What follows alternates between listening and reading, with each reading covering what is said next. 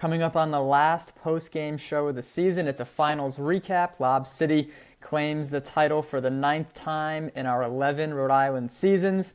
They've also won now 5 of the last 6. So we're going to break all that down, how they got there, a 1-point win over the Washed Up Boys, and what was a good game despite what Trent predicted and what we saw on social media. We had to have him here to see how he can spin this to still somehow being right. Whatever, we'll get there. And Aidan was correct in his prediction. Aidan's Aidan. So just going to try to balance out some Trent energy that we know is coming from this finals recap. And then we're going to preview the All-Star Night, which is coming up this Tuesday, our 3-point contest, slam dunk contest, and All-Star game. We'll have the guys make some picks. I'm not in it, so there's no bias going on this week. It's all good in the 3-point contest. But we'll do all of that and definitely spend a good amount of time on this finals matchup, which was a very competitive game, a grinded-out game, a 59-58 win for Lob City. We'll do more of like the stat and intro stuff when we get to the show, but a lot to talk about on the last post-game show of the season. And I think it's that time. Let's play the song. Yeah, this is the Legacy League. Tell me what will your legacy be? Yeah. A familiar face, like I said in the post-game trophy presentation. Lob City back on top, undefeated, still in the finals, 9-0. But it wasn't just a foregone conclusion for Lob City in this one. We're going to kind of get to some of the runs, but they were up in the first half and had a chance to kind of maybe build on that lead a little bit and didn't. The Washed Up Boys were up in that third quarter, had some chances to kind of make it a little more difficult for Lob City and didn't, and it came down to a free throw and a steal, which we've seen on social media, and it's how it ended. And so we're gonna take you through the whole game, but again, it is Lob City. They get their 88th win, and that's not even counting Green Squad and the Alliance. So over 100 wins in these 11 seasons combined for the Lob City teams. Cody Crawford gets his 9th, Victor Cashew Jr. his 8th title, and Josh Smith his 8th title. But let's break down how we got there. Like I talked about, a 59-58 win, 2 for 15 from 3 for Lob City. They won the rebounding margin, but Washed Up Boys went 10 of 22 from 3, nearly 46%. And if I told you that coming in, guys, I'll just let you guys start quickly, and then we'll get more in depth in a second. But let's go to Trent, who thought this would be a blowout. Trent, if I told you last week Lob's going to shoot 2 of 15, which I think is what I just said, yep, and the Washed Up Boys are going to make 10, at a good clip. 46% is great if you're shooting that as a team from 3. Would you have still had Lob by 20? Not necessarily by 20, but I would have definitely still had them winning that game for sure.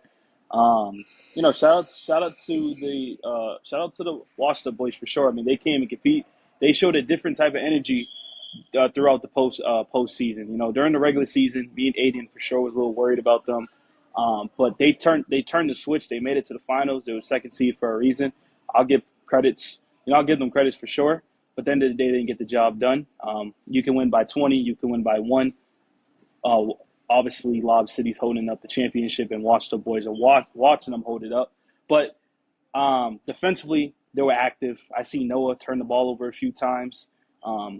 Even like Leroy, his defense, we talked about it in prior shows. He made a big factor.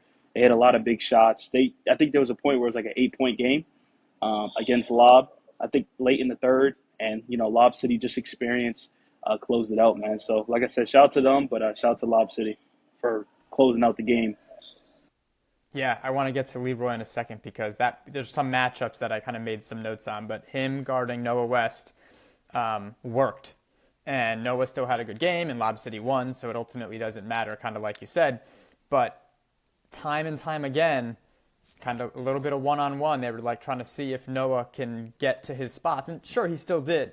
But there were also a couple times where Leroy ended up poking it away, stealing the ball, and was able to kind of win the possession for the Washed Up Boys in that regard, which is huge. Not a lot of teams or players have been able to do that when it's Noah West coming at you or, with the ball at the top of the key.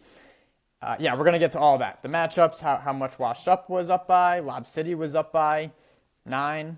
early in the second quarter, and it was like, oh, here's a little bit of a run. What's going to happen? And the washed up boys erased it, like I said. Aidan, just big picture, Lob City doing Lob City things and making the plays, which will, again, kind of go step by step. And I said to Hendel after the game, I was like, it's 3 plays, and that's what these close games kind of ultimately come down to, and of course throughout the entire game you can pick things apart, but at the end especially, little things are the difference, and it's Lob City, Aidan, doing the little things and getting the win. Yeah, like you just said, it came down to 3 plays at the end of the game, and Lob City has been there, done that, and I think their experience and their ability to remain calm and stay composed during this was the best. And like you said, it was a tie game going into the second half, and it was a lot of back and forth where Wash Up would be up 5, Lob City would cut it down to 2. Lob City would go on a run, they'd be up 8. Wash Up Boys, same thing. It was more or less, if both teams are scoring, they're scoring every time, but if one of them goes in a slump, the other team goes in a slump. It was basket after basket after basket, then turnover, deflection, anything that was not scoring, it was happening. But like I said, Lob City, they've been here, they've done that, and you talked about Noah and Leroy. Like you said, Noah had 6 turnovers. Not a lot of times we see that from him, but it felt like when Leroy was guarding him in the perimeter, he was poking that ball. Well, he was poking it and trying to get it out, and it was working. And it's hard to say that, and like you just said, it's hard to see that, oh, someone's actually defending Noah. Noah still had 17, but it seemed like every possession, Noah was either taken out of the equation or he was left to kind of just stay in the middle or stay on the outskirts. That's why he shot 7 threes. They let him open 3. They did a lot of different game plays and plans, but like you said, Lob City back on top. They did all the little things, kept their composure, and that's how they won. Physicality is one word that we should have said much earlier than, the 6.5 minute mark. Yeah, very physical. That goes to the score, right? Neither team reaching 60 points because it was that type of slow, grinded out game. And yeah, making those plays down the stretch, again, we'll get there. But let's start with, early in that game in the first quarter, both teams kind of were doing what they wanted to do, and both teams were scoring. We're like, all right, this is kind of erasing what we saw in, I'm going to get the week wrong, but earlier in the season when these two teams played. Week 8? Week 8. Yeah, where it was just an onslaught early by Lob City, right? We've already recapped that enough. Okay, cool. So now we have a game, first quarter, and through the first quarter, it's Lob City by 3. All right, cool. So now teams are starting to settle in. You're kind of getting used to some of the matchups.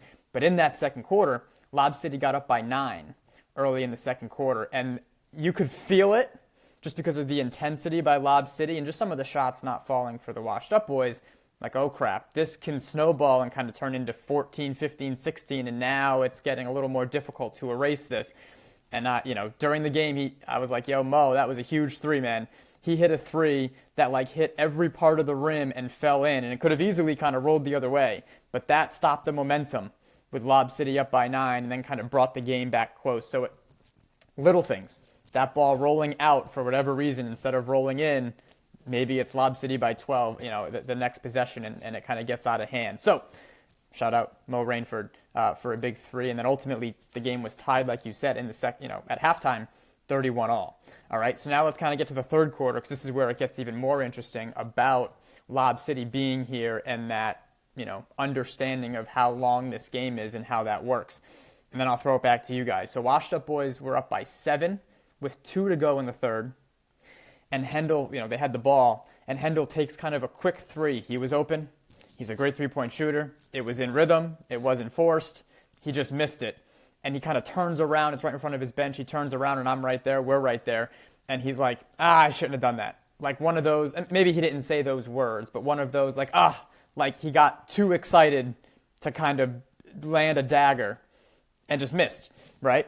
Despite that, they were still up 7 again with 1 minute to go in the third. Just some kind of back and forth plays, some offensive fouls at that point. And then it was only a 3-point lead heading into the fourth quarter. So they had some chances there in that third quarter, guys. I'm just going to keep going. We'll get back to you in a second. But they had some chances there in that third quarter. to make this kind of interesting, and especially at that point in the game, it starts to, time becomes a factor, right? If they're able to get that to 10, 11, putting Lob City on their heels a little bit. Let's go to that fourth quarter with 4.5 left. It's Lob by 3, and the washed up boys had already taken their first timeout of this fourth quarter before we even get to this point, which comes up to be huge, but they took it with 5.5 to go in that fourth quarter. So, you know me, I've said it to you guys, I've said it on this show, timeouts are like gold in that fourth quarter, right? And of course it comes back where they could have used one at the end. That's not the point. I just want to have them, right? And they used one that was super valuable, but they could have used the second one. Lob goes up by 4 with 2 minutes to go after Almar drives and misses and gets his own shot. Finals MVP. We should have said that earlier. Almar Sabat. They then, washed up boys, had to call their last timeout down by 4 with 1:30 left after Victor Cashew Jr. pokes the ball away and they're kind of rolling around on the ground. They had to call it to keep possession, which at that point, you'd rather have the ball than the timeout. But I wish it wasn't your second timeout, right? So now they're out of timeouts, down by 4, 1.5 left. Leroy gets fouled, makes both his free throws. Almar drives down on Hendel, which is another one of those matchups I want to talk about. Hendel Leroy was guarding Almar Sabat for good chunks of this game, and that was super interesting. Puts Lob back up by 4. Jeremy Altume. I skipped a thing. Hendel got fouled, made both free throws again, so some big free throws to cut it back to 2, and then Jeremy Altume steals the inbound. Lob gets a couple blocks on this possession, so it's like, holy crap, like what the heck is going on? And then Noah misses a run out. Controversial call. Was he pushed? Was he not? Did the guy miss? Who knows? We have head nods. I get it. Don't do it. But missed the layup, comes back down, and Jeremy gets fouled instead of taking a 3 and makes both of his to tie it. So now we're tied with, a couple seconds left and probably about 10 seconds left. And Almar in this possession, which is where I'll turn it over to you guys, the last possession of the game, he's the only one to touch it. So we talked about Noah West having Leroy on him and not being super successful, still being effective, but not his usual effectiveness. Victor Cashew Jr., Cody Crawford, they were like, here you go, Almar. And Almar didn't even give it up. So kind of correctly, the finals MVP with how he was playing, went right at Hendel Leroy, fouled with 3 seconds left, driving to the basket, and we saw the clip. Missed the first free throw, made the second free throw. Washed up boys have no timeouts.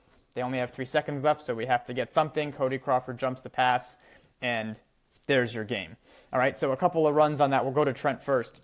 Even focusing on that third quarter, because the first half, back and forth and whatever. The third quarter, Trent, washed up boys up by 7, multiple points late in that third quarter, and had the ball up by 7 multiple times in that third quarter. They had an offensive foul. Like I said, they kind of quick release 3. That's just Lob City, right? Yeah, no, totally. I feel like we don't talk about this player enough. I believe Josh Smith, but he had a couple buckets that were big for that team, especially to finish that quarter. I believe he had a block and 2 buckets or 1 bucket, but it definitely helped him a lot. And it was just like a spark because I believe Cody was in foul trouble at that time. He was on the bench. So that brought momentum for Lob City to close out that third. And it's funny that you brought up Elmore because I'm like, we're 13 minutes in the show. He's the reason why they pretty much closed this game out, and we haven't brought him up. So that's my fault. He was amazing all season. He carried Lob City pretty much all year, and he hit the biggest free throw to close the game out. And honestly, I think it was a mismatch. He used his strength to body more Hendel, and sometimes you could say it was a push off, but hey, they didn't call it, and they went to he either got fouled, he went to the free throw line. And he's a great free throw shooter, so I was surprised that he missed the first one. Kind of made it a little bit more scary. But heading in that fourth with a couple seconds left, I seen Cody sitting at the half court line playing the safety role. And to be honest, I had a feeling Cody was going to do something. I just didn't know what, because I don't think they seen him. Maybe they did or what. But when they threw that ball, he came out of nowhere and intercepted it, threw the ball up in the air, and it was game. That's called experience. That's called being here the last several years in a row. And, I think just shows you how talented Lob City is. It don't matter if it's a close game. It doesn't matter if it's a blowout. They're going to find ways to win. And shout out to Almar for definitely closing out the game with that free throw, because there's a lot of pressure. And some players, don't want to. They don't want to be in that position, but some people do, and that's what makes legends and legacy leagues. Yeah, and you said Cody jumping that pass. I mean, just paying attention the whole time. Really, just locked in, and just a good read. I think he was playing safety, from the jump, and they tried to throw it a little too far down the court. Kind of had to, but yeah. Aidan, go ahead on any of that. I mean, a huge fourth quarter, a great game, a physical game. I thought it was decided on the court. I think, and we can talk about, the missed foul again on Noah, but ultimately didn't matter. It wasn't like clearly missed is my only thing, because I was there. Yes, the defender went to push him, and that shouldn't have happened, so you kind of call it instinctively. I'm not sure. That's a story for a different day, right? We don't need to get into how much he pushed him from behind, because a push is a push. But I thought he whiffed initially. The video kind of looks different, and I get that. I thought, a good no call in real time in that moment. I digress. Aidan, in that fourth quarter, Lob City, you can go anywhere you like on any of this, but yeah, Almar was huge, made a lot of big plays in the final 2 minutes, to put Lob City, like I talked about, up by 2, to put them up by 4, the game-winning free throw, finals MVP, rightly deserved for sure. Yeah, it took us a little long to mention Almar, but Almar in this game, I can only compare him to like a LeBron James type game because he was doing everything. He was not backing down, driving in, doing everything as possible, and very rightfully deserved finals MVP. It was just his night. I think Cody tweaked his ankle a little early on, so that's why he was sitting out. And then I think Noah, Dub, and Almar were like, okay, Cody, our guy, our glue sometimes, he's out a little bit. We need to kind of step it up. And that's exactly what they did. As for the Washed Up Boys, this was probably the best game they played all season. It was a loss, unfortunate, but it was the best game they played all season because their first outing against Lob City, they got the win taken out of them. They were deflated because they couldn't make a shot. And they come out with this game, tie game at half, up 7 in the third, and some bad miscues, but it just, like Mo and Abby, they hit they only had 1 bucket each, but both of the shots that they made, you kind of felt an energy a little bit there. Washed Up Boys were like, oh, our guys who aren't usually scoring are scoring. And if you look at the stats, they were 19 of 40 from the field in like the whole field. So they only took 18 two-pointers. And they were 9 of 18. So they shot 50% onto 10 of 22 from 3. And it was just a battle. The only player that didn't play that great and missed a couple shots was Tyrone. I think he got blocked a couple times by Dub and Noah, so it's not his fault. But the Washed Up Boys played as best of a game as you could have, and it just ultimately went down to using their timeouts early and then fouling, and then Almar just kind of iced it. And like you said, most of the game, if not all of the game, was decided on the court. Each team had the questionable calls once or twice, and the refs do that. They make up for it. It happens. Calls are going to be calls, but they let them play, and the physicality and intenseness of this game is what ultimately led to it being a great game. Hey, Joey. Yeah, go ahead. I have one more thing to say. His name is not popping up in my head, but he knows who I'm talking about if he watches the podcast. A player came up to me the game before the finals saying, you had us losing this game, right? He was at the free throw line. He missed 2 free throws. They got a call to violation on Noah. He made the last one. They lost by 1 point. If he makes 2 free throws, you possibly win the game. So don't talk to me. You need to work on the free throws. I'm just saying. He knows who I'm talking about. Kevin Gonzalez? Yep. It might have been. And it's just because the end of that game is like so in my head. It's like one game, you're all focused on it, and so it's funny how those little things add up. Good? All right. I'll come back to you. I love it. Let's do some stats. As far as fouls, 20 to 21. So a lot of fouls, but kind of called evenly and called both ways.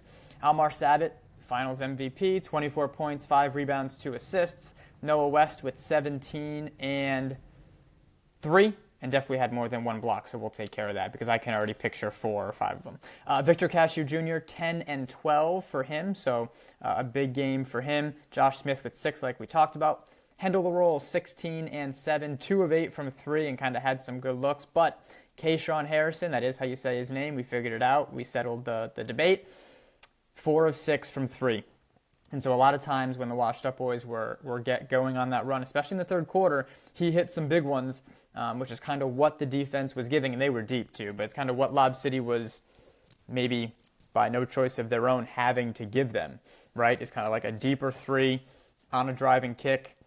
We're going to live with that. And he made 4 of 6 of them. So shout out to him. Leroy Brown, 9 points, 5 rebounds, and again, 4 steals all over the place on defense. Jeremy Altuve, 2 of 3 from 3. All right, we're going to throw it back to you guys on this, and then we'll kind of wrap it up. But a good game for Lob City.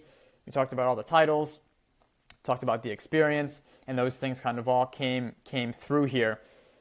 Before we get to the matchups and some of the ones I want to throw to you guys to talk about, kind of the one-on-one player matchups. It's so funny the different level of competition almost in all of the legacy leagues when you go from the quarterfinals to the semifinals, right?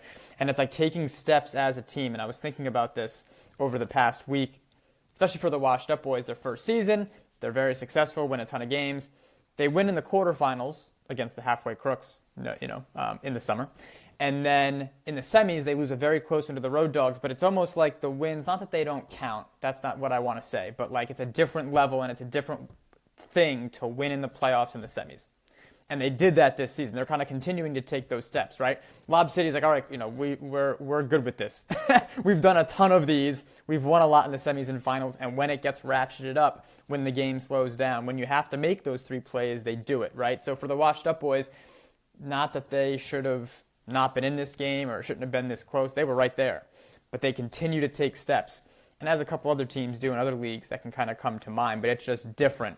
It's so funny how different it is, semifinals and on, and how much more intense, how every play matters. All of those cliches come into play. So to kind of put a bow on that, for the washed up boys to be in a 1-point game with Lob City in their first time kind of having some success in those later rounds, that's a credit to them for sure, to be able to erase what happened in the regular season against a very good Lob City team and have their chances to really, take that game by the horns and put the pressure on Lob City. We talked a little bit about Leroy guarding Noah. I think another very interesting one, and I'll throw it to you guys after this to go wherever you'd like with this, but Victor Cashew Jr. was on Hendel Roll a lot and made it difficult just for his length.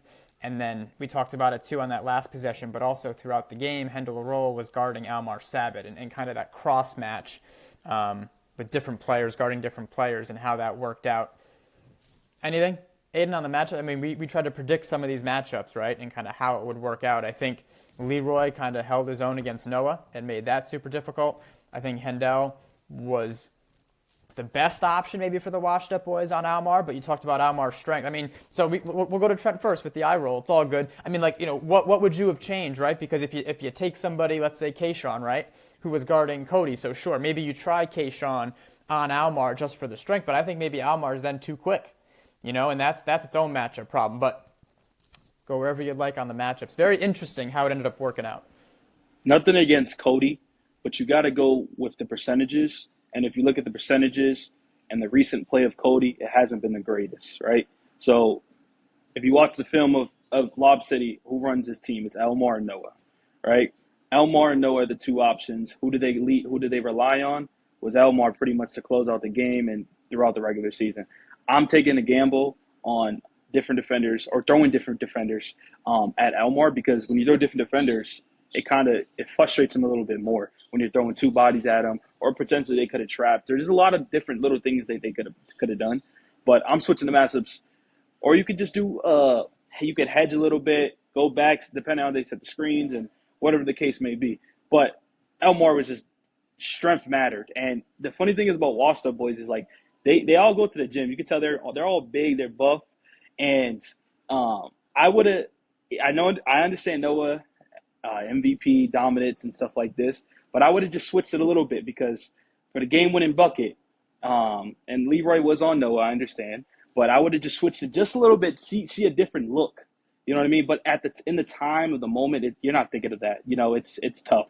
There's a million things going on in your mind. You're trying to get the stop, trying to win the game, and that's where it comes to the timeout. Because if you had a timeout, you can say, let's relax.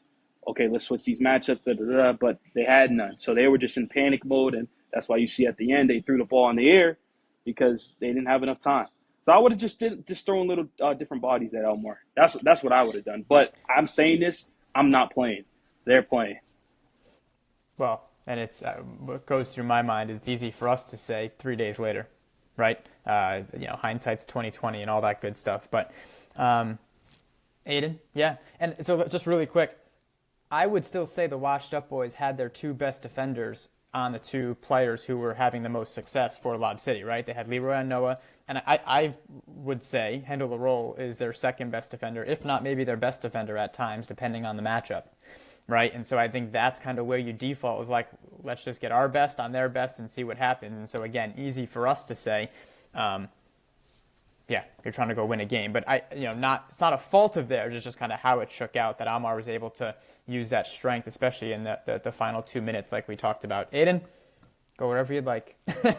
Yeah, like we've said everything pretty much possible, but the thing I want to point out is the matches we were talking about. I haven't rewatched the game, and I can only talk about what I've seen in the moment, but it looked like to me that Hendel and Leroy didn't share the court as much as I thought they would. And I remember their starting lineup was a little odd. They were testing things out, and you can test things out, but not in the finals. And like we said, they were playing great defense, and they ultimately lost. But again, like you said before, they had a great, successful season their first season. Now they made it to the finals, won a couple playoff games. Now the next step for them, if they come back in the summer, is to go over the hump. Now, what can they do to go over the hump? It's just the little things. Thinking about the timeouts, not getting in your head in those last couple moments, and maybe they didn't. But if you have 3 seconds left and you have to full court it to go and get a game-winning bucket, it's very difficult because your first instinct is to go baseline and just chuck it down the court because you don't have much time. And that's exactly what happened. And like we said, Cody was playing safety out there, and he tipped it, and that was that. But can't really take anything away from the washed up boys because, like I said, they played probably their best game they played all season. And like I said before in previous post-game shows and Ultimate Weeks, they have only scored over 75 points once. And they've held their other teams to lower than that too. So this was a washed up boys game that they wanted to play. And they played their game, and Lob City was just the better of it. And matchups-wise, like you said, Hendel and Leroy, they did their thing. And like Trent said, hindsight's 2020. But I kind of agree with Trent that whoever has the ball, I think you have to put your best defender on him. And like you said, Hendel and Leroy, both great options. I don't know if it would have went any different because of Almar's weird, he did like a kind of a Kareem hook shot.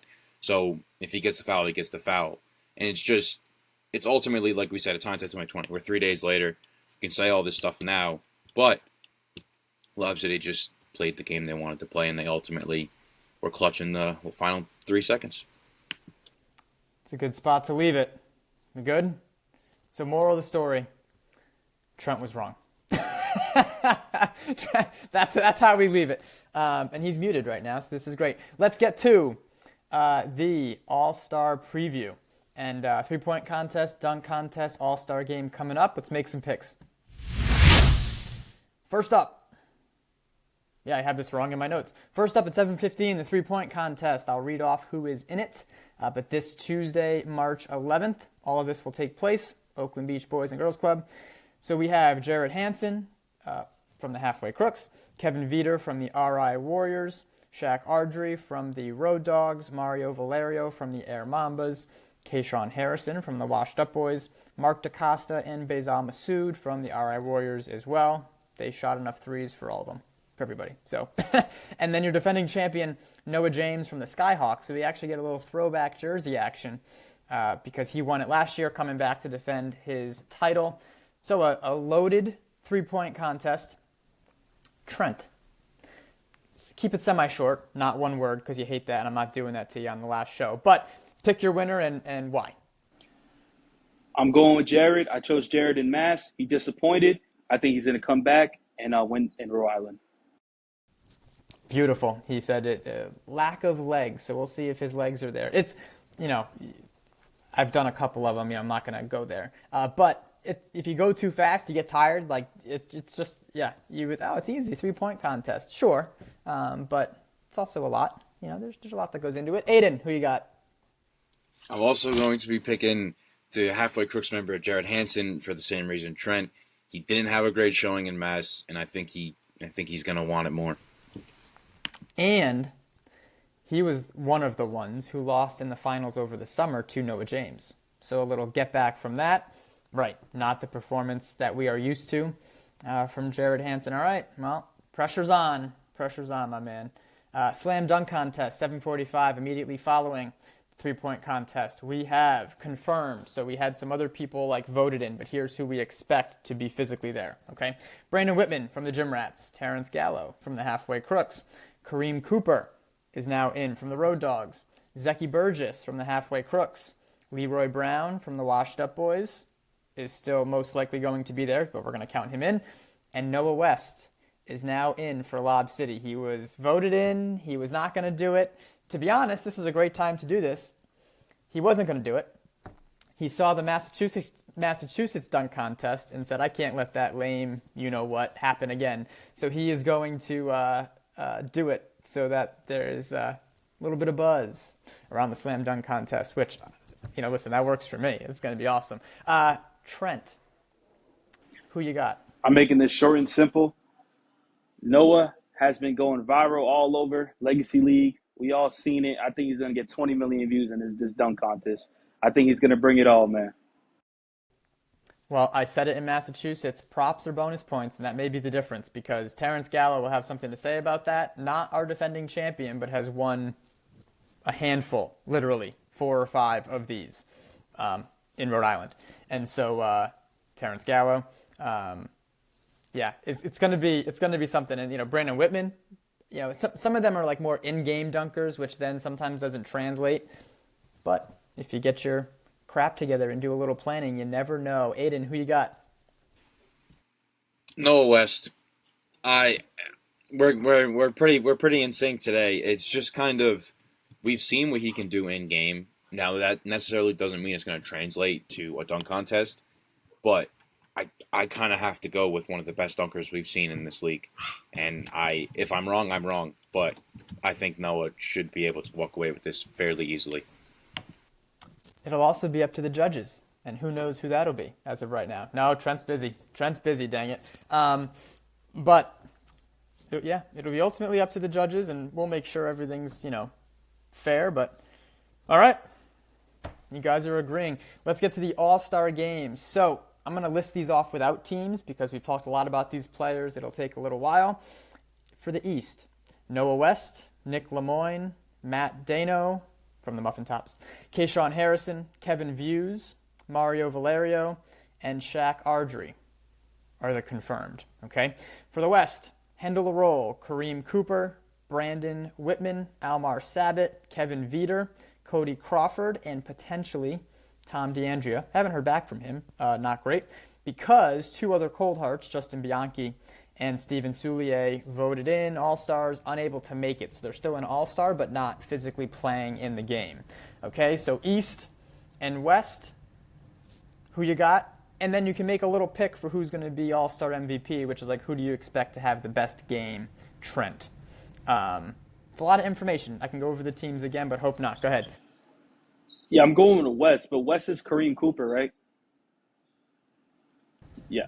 Yes. Kareem, Hendel, Whitman, Sabat, Veeder, Cody. I'm going West. I personally think that's a deeper team. And MVP, I'm gonna go with a one that's probably the odds are probably plus 1,000, but I'm gonna go just Cody Crawford, man. I'm gonna go Cody Crawford. Let me just say, and it was a great pick in the finals, obviously. Cody, a little banged up and then super physical, and we've talked about it. Not the game he wanted in the finals, but still made an impact.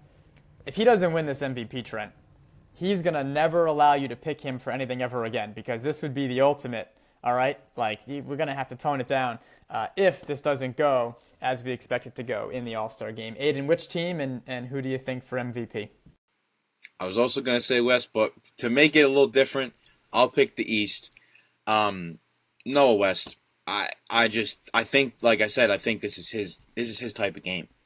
If it's anything like the NBA All-Star game, less defense, a lot of offense, maybe some defense in the final 5 minutes, but to me, it looks like it's pretty obvious that Noah West will win MVP if the East wins, just based on previous things.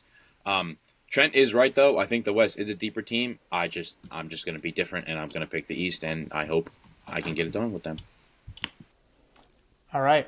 I know Trent's almost out. It's okay if your phone dies. Real quick, okay? The All-Star game actually ends with a made basket.